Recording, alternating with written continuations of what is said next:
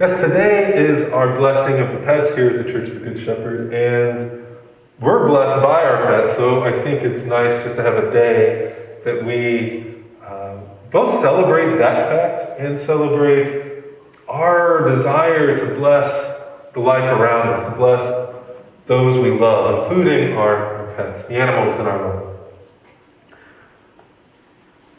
I think pets, in a huge way, often underestimated, remind us of groundedness, just nature itself.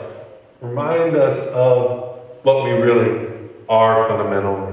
Not in a base, derogatory way, but in a clear, kind of innocent way. That sometimes we can forget about ourselves. Even if it's still there, we can kind of miss. It's kind of beautiful. Dog will forget what happened a couple minutes ago, right? Or even just a few seconds ago. It doesn't hold grudges in the same way we sometimes do. It's not keeping a list. Of course, if you abuse a dog or something like that, over time, the injustices mount and it starts to respond in kind. But generally, no. Dogs are clear, they're open, and they tend to reflect what's going on in the household. If we're defensive around them, they tend to be defensive. If we're yelling at them, they tend to yell. We yell at them to be quiet. The dog's like, well, they're barking with me. This is nice. We're all barking together.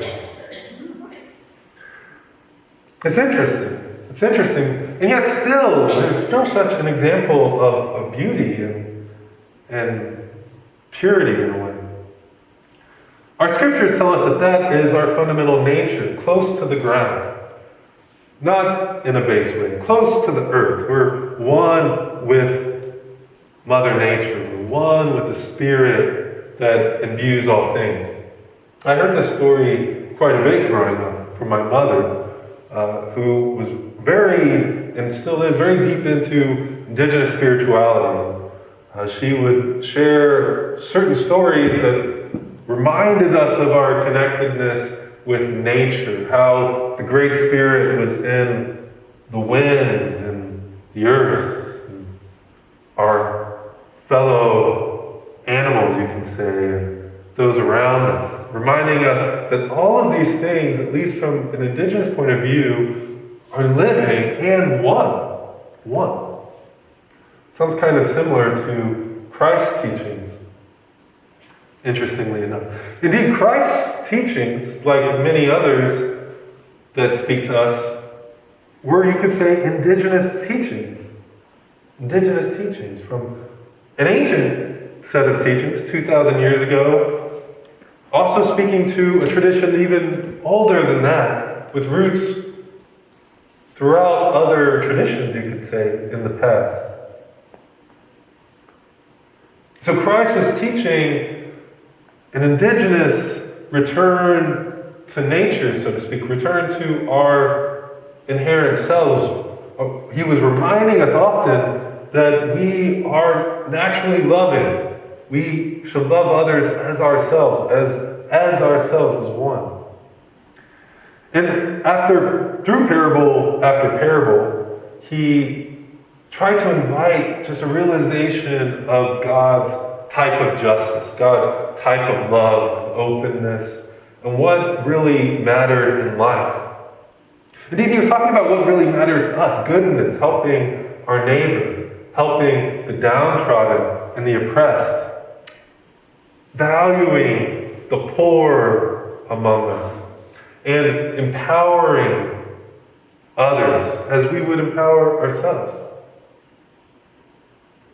I think today, in today's modern world, it's hard to quite imagine what that would truly look like if we leaned into it. I think we're probably afraid of it.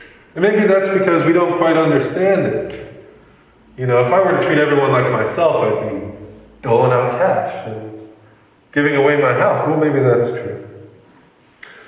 But I think often Christ's teachings, like many others, starts at the root of the problem. To get us back to our roots, starts at the root, which is the sense of isolation, the sense of needing to, strive, to hurt, to dominate. When we have a false idea of ourselves, we naturally have these tendencies. Our ego naturally has these tendencies. When we think of ourselves as a limited being, when we identify so much with what's in our head, always passing, concerned, anxious, our bodies, we know are passing. Our histories, everyone has a different opinion about it, even ourselves.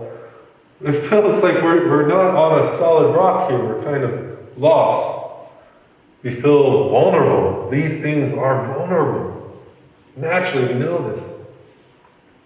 And so this invitation to remembering that part of us that is the rock that should be under our feet helps to uproot some of that false thinking. And even if we're not trying to stand down every thought that comes into our head, because every thought will kind of fall into these lines, right? Almost.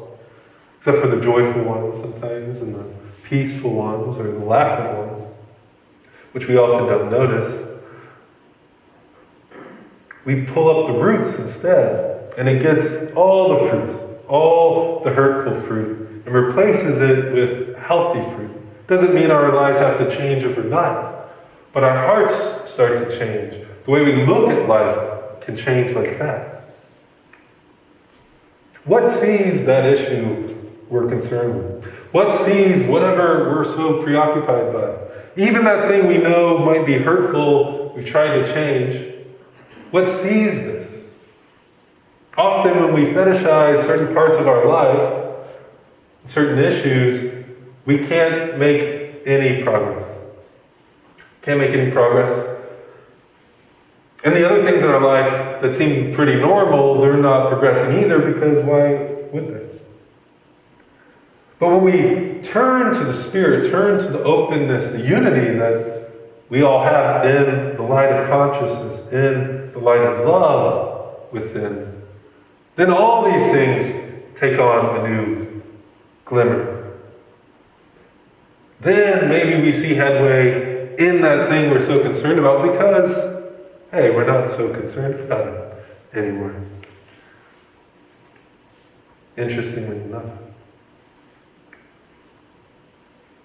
And our pets, I think, remind us of the simplicity of life. They have their needs and their desires. They can definitely get caught in one of them at certain times. But it's in the moment, at least. It's there. It's honest. They're very clear about it most of the time. And unlike them, we can add another layer to this reminder of honesty and clarity of awareness. And that is to notice that the sages are right. All these things are passing, but those things are not me. What sees the passing? What sees the passing? What does Christ mean when he says, you are the light of the world? And his call for unity with God, saying, be perfect as your Father God is perfect. Weirdly enough, he says that.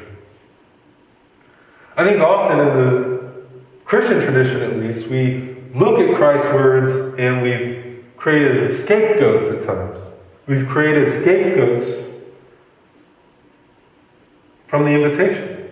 And I think that's natural. We're so used to harping on some idea, we can't help but harp on something, and so we write it off, and then we pick and choose things that fit us, and we try to control others with it. We use Scripture against people.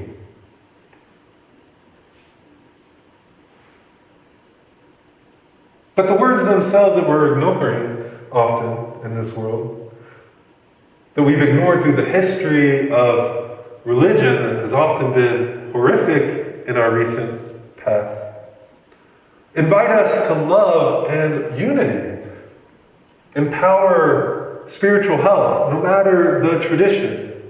And when Jesus said things like, only through me can you come to the Father, to the Spirit, Christ was speaking as the light of the world itself, as the Scriptures say. Christ is also the light of the world. Christ knew what he was, embodiment of divinity, knew it fully. And this invitation to enter through Christ is an invitation through ourselves. He didn't need us to use his name. And yet his teachings help us to realize what it means to find a father within, a mother, whatever you want to call God, Krishna, Jehovah, Elohim. And the beauty of it is that it's our natural state. We don't lose it. We may get lost for quite a time. Maybe through this lifetime, we may feel quite lost. But that natural state of life, of living, of awareness itself is said to be the core of what we actually are. And so our pets remind us of this clarity of spirit. And we do it for each other too. Our kids, definitely. And so let's just take a moment to remember the loved ones in our lives that remind us of how beautiful it is to live, the blessing of life. And to remember that we are this blessing itself as well.